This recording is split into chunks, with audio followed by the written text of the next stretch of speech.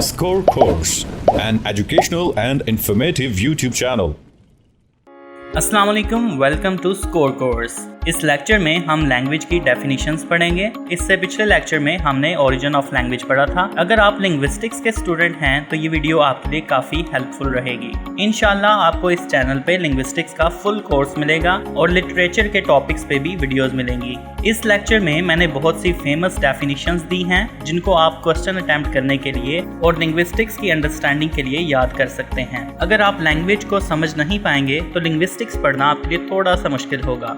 अगर आपके पेपर में question define language and its properties या फिर define language and its origin आता है तो आप ये दोनों क्वेश्चन में सबसे पहले लैंग्वेज को डिफाइन करेंगे।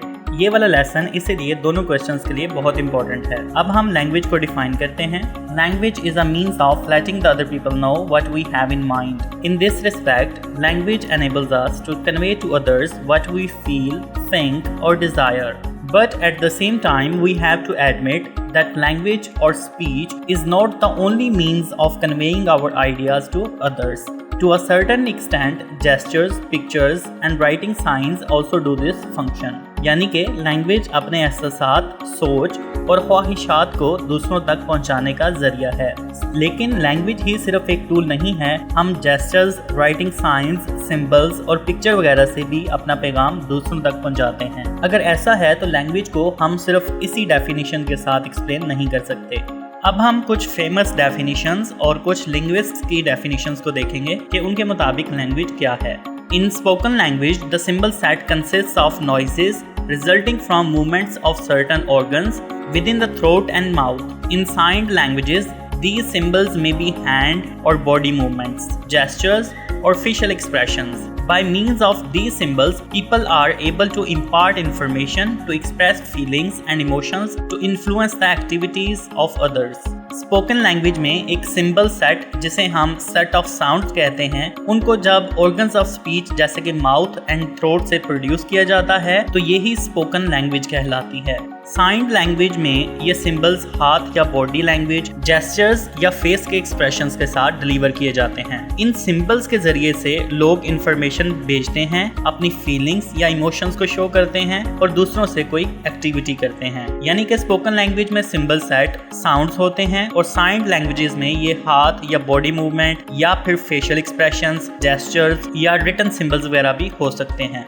Language a system of conventional spoken, manual और साइंड, जैसा कि हम पहले पढ़ चुके हैं कि साइन लैंग्वेज और written symbols by means of which human beings as members of social group and participants in its culture express themselves. The function of language include communication, the expression of identity, play, imaginative expression and emotional release. ये दोनों definitions encyclopedia of Britannica की definitions हैं।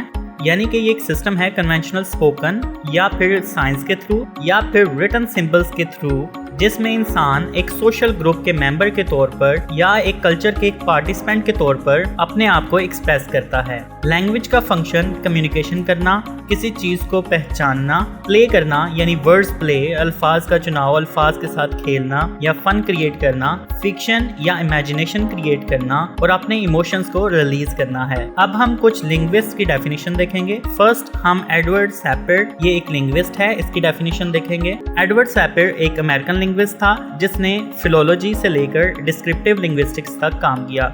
Philology study और science of language का old name है। यानी कि पहले लैंग्वेज की स्टडी के लिए लिंग्विस्टिक्स की बजाय फिलोलॉजी का वर्ड इस्तेमाल होता था और ख़ास तौर पे अमेरिकन लिंग्विस्ट को फिलोलॉजिस्ट कहा जाता था। एडवर्ड सैपर एक एंथ्रोपोलॉजिस्ट भी थे, यानी कि वो ह्यूमंस पर रिसर्च करते थे। एडवर्ड सैपर अपनी book language and introduction to the study of speech में लैंग्वेज को कुछ इस तरह डिफाइन करता है। Language is purely human and non-instinctive method of communicating ideas, emotions by means of a system of voluntarily produced symbols. इसके मुताबिक language purely human है, यानी कि सिर्फ ये ह्यूमंस तक ही महदूद है। लैंग्वेज कोई और स्पीशीज नहीं बोलती, मगर आप सोच रहे होंगे कि कुछ चिंपैंजीज और पैरट्स भी तो लैंग्वेज का यूज करते हैं। ऐसा बिल्कुल भी नहीं है।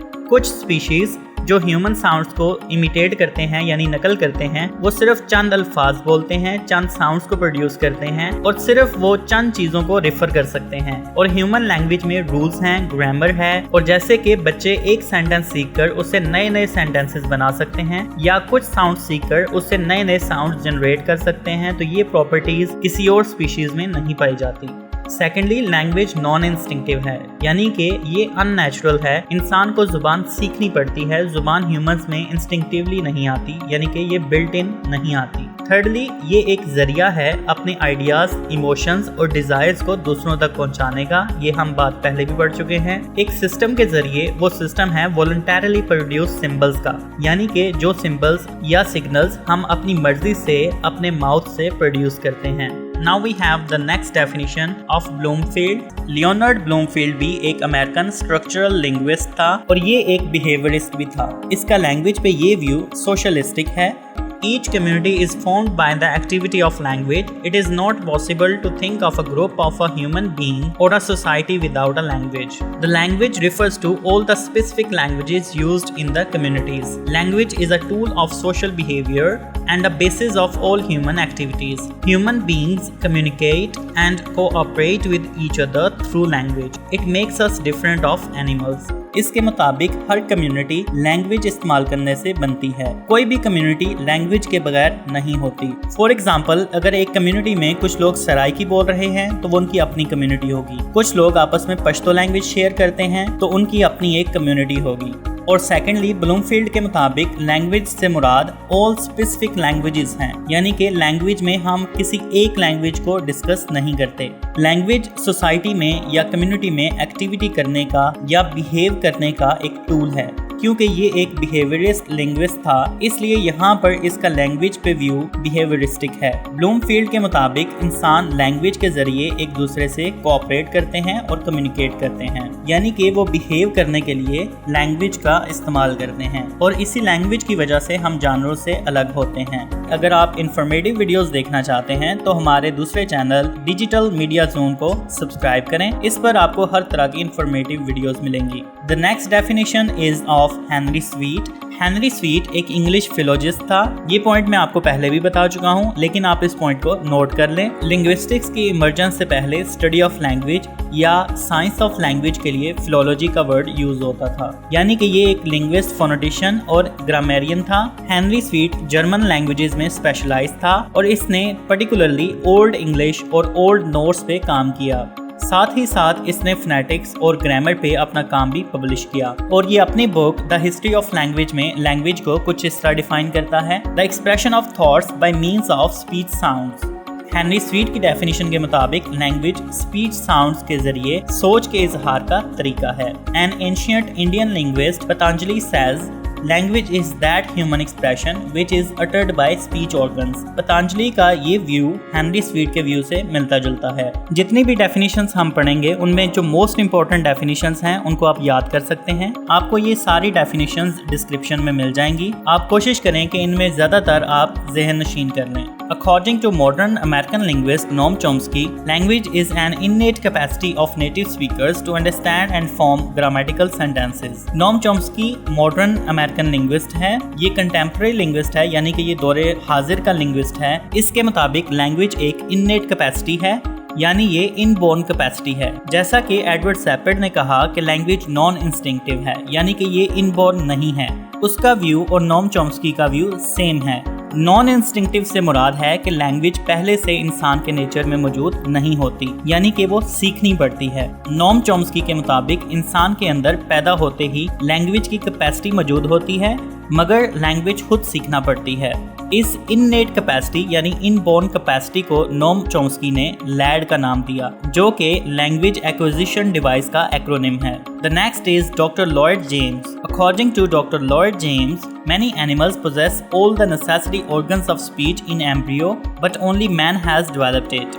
डॉक्टर लॉयड जेम्स का पॉइंट काफ़ी रियलिस्टिक है कि जानवरों में सारे ऑर्गन्स ऑफ स्पीच पाए जाते हैं जो बोलने के लिए ज़रूरी होते हैं, लेकिन सिर्फ इंसान ने ही इसको डेवलप किया। अब यहाँ पे हम एक पैराग्राफ पढ़ेंगे जो अपने क्वेश्चन के अंदर आप ऐड कर सकते हैं। According to linguist, language is a highly developed form of animal signalling. However, there is a missing link in the chain as how and when did we start to talk. How language became seems a puzzle. On the other hand, why language began seems rather clearer. The primary function of language is to impart information and to convey essential commands and feelings. Linguists के मुताबिक language एक animal signaling की developed form है, ताहम इसके मुतालिक कोई सुराग नहीं मिलता कि कैसे और कब इंसानों ने बोलना शुरू किया। स्टिल ये एक पजल है, लेकिन दूसरी जानिब कि लैंग्वेज क्यों शुरू हुई ये क्लियर है, और लैंग्वेज का सबसे अहम मकसद अपनी मालूमात, अहकाम और अपने एहसासात को दूसरों तक पहुंचाना है।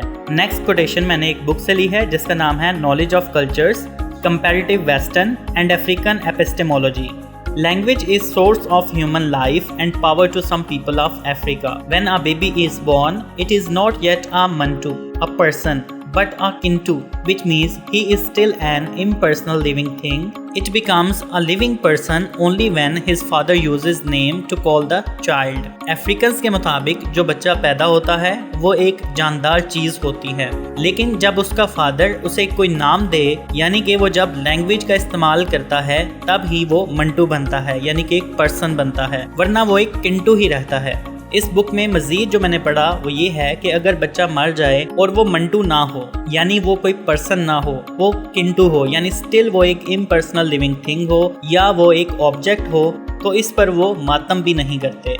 Last but not least, man is often referred to as Homo sapien because he is capable of thinking and has wisdom, and the most important tool for thinking is a language. इंसान को Homo sapien इसीलिए कहा जाता है क्योंकि इंसान सोचने के काबिल है और इंसान के पास अकल है, लेकिन ये दोनों चीज़ें लैंग्वेज से ही आती हैं। हम लैंग्वेज से ही विजडम हासिल करते हैं और चीज़ों को रिफ़र कर सकते हैं।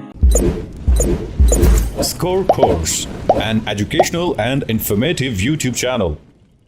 इस क्वेश्चन में सबसे पहले आप लैंग्वेज को थोड़ा सा डिफाइन करेंगे। मेरे पास यही इंपॉर्टेंट डेफिनेशंस थी, आप इनको याद कर सकते हैं। सबसे पहले आप लैंग्वेज को डिफाइन करेंगे, उसके बाद आप लैंग्वेज की डेफिनेशंस लिखेंगे। लास्ट में आप लिखेंगे कि डिफरेंट लिंग्विस्ट्स, एंथ्रोपोलॉजिस्ट्स और फिलोसफर्स लैंग्वेज को डिफरेंटली डिफाइन करते हैं, ताहम बजाय लैंग्वेज को डिफाइन करने के हम उसके मेजर कैरेक्टरिस्टिक्स को स्टडी करना मुनासिब समझते हैं ताकि लैंग्वेज के बारे में जाना जा सके। अगर आप ओरिजिन ऑफ लैंग्वेज पे क्वेश्चन लिखना चाहें तो आप लास्ट पैराग्राफ में लिखेंगे कि हम जानते हैं कि लैंग्वेज क्यों स्टार्ट हुई, लेकिन लैंग्वेज कब स्टार्ट हुई इस पे डिफरेंट थीरीज हैं। तो फिर आप इन थीरीज पे चले जाएंगे और फिर आप ओरिजिन ऑफ लैंग्वेज की थीरीज लिखना शुरू कर देंगे। अगर आप ओरिजिन ऑफ लैंग्वेज या प्रॉपर्टीज ऑफ लैंग्वेज पढ़ना चाहते हैं तो नीचे डिस्क्रिप्शन में आपको इसका लिंक मिल जाएगा। अपना ख्याल रखिएगा। अल्लाह ने के बाद।